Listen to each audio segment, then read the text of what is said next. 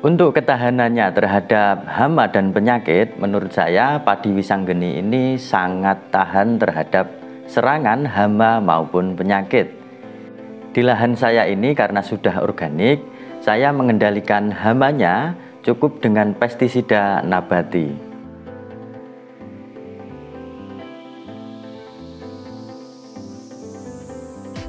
Sahabat Tani Indonesia, kali ini saya akan membahas padi varietas Wisanggeni yang saya tanam secara organik di musim tanam ketiga tahun ini. Padi Wisanggeni ini tergolong benih padi unggul. Pengalaman saya pertama kali menanam padi Wisanggeni di lahan organik, pertumbuhannya sangat baik dan perawatannya pun cukup mudah. Padi Wisanggeni ini merupakan hasil temuan dari seorang petani yang ada di Kabupaten Ngawi, bernama Bapak Jumari. Kalau melihat pertumbuhannya, sampai hari ini umur padi Wisanggeni ini bisa dipanen sekitar 120 hari setelah sebar. Padi Wisanggeni di lahan saya ini sudah berumur 85 hari setelah tanam. Terlihat di sini batangnya kokoh dan anakannya banyak. Yang awalnya ditanam 3-4 batang per rumpun, sekarang bisa mencapai rata-rata 20-30 batang per rumpun. Ada juga di sini sekitar 15 batang per rumpun. Tetapi menurut saya ini karena kondisi airnya tidak cukup atau bahkan sebaliknya terlalu banyak air, atau biasanya disebut dengan tergenang. Maklum karena di lahan saya ini kondisinya tidak rata. Untuk rumpun yang maksimal, mari kita hitung jumlah batangnya. 1, 2,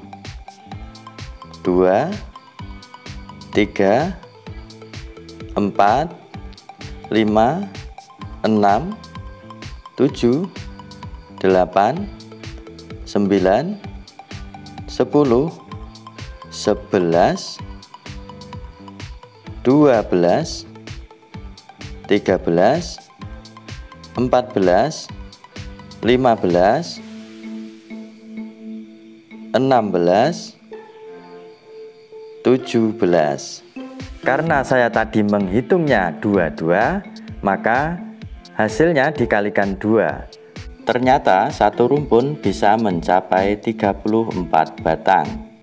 Tinggi dari tanaman padi Wisanggeni ini di lahan saya mencapai 1,2 meter. Menurut saya tingginya pas, tidak terlalu tinggi dan tidak terlalu pendek. Hal ini berkaitan dengan ketahanan rebah jika ada hujan disertai angin. Padi Wisanggeni ini masih tahan karena didukung dengan batang yang kokoh atau kuat.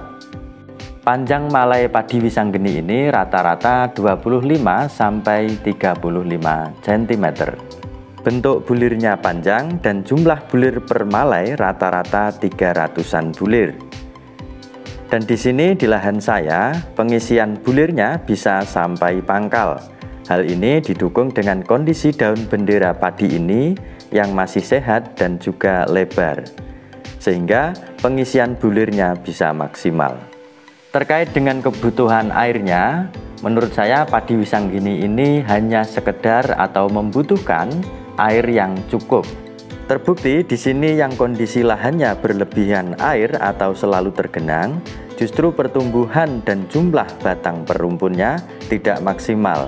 Dan juga sebaliknya, jika kekurangan air maka jelas pertumbuhannya juga tidak bisa maksimal. Batangnya pendek dan anakannya sedikit. Untuk ketahanannya terhadap hama dan penyakit, menurut saya padi Wisanggeni ini sangat tahan terhadap serangan hama maupun penyakit.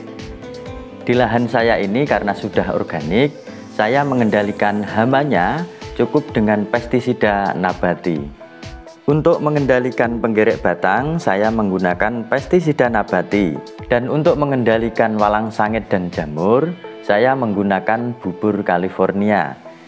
Untuk cara pembuatannya silahkan lihat di video-video saya yang lain.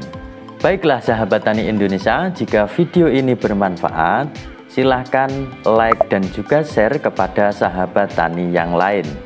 Jangan lupa subscribe dan bunyikan loncengnya untuk tetap berdiskusi terkait dengan pertanian ramah lingkungan dan berkelanjutan.